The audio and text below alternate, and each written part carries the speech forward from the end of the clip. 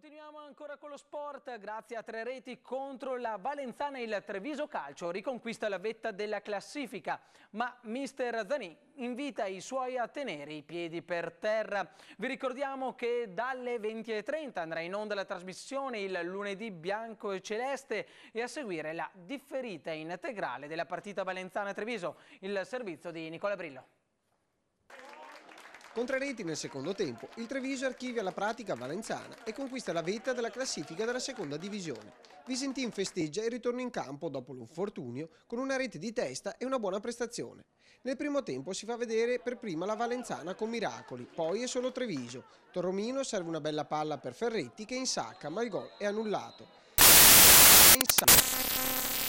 Poi ancora Treviso con Ferretti e 2 volte con Madiotto. Al 42esimo tira fuori e al 45esimo Serena fa il miracolo.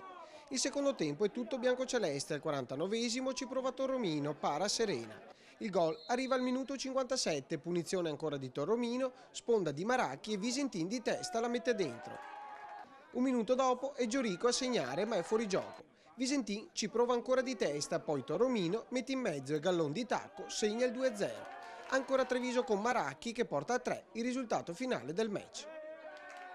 Un'ottima gara, potevamo secondo me essere già in vantaggio il primo tempo e dopo niente, il secondo tempo l'abbiamo legittimato, una grande prestazione da parte di tutti i ragazzi. 6 partite giocate cominciano a essere già un indizio importante, il Treviso è primo in classifica. Beh sì, sicuramente è stato un inizio importante che tutti ci auguravamo, abbiamo solo continuato quello che di buono insomma, abbiamo costruito l'anno scorso. No?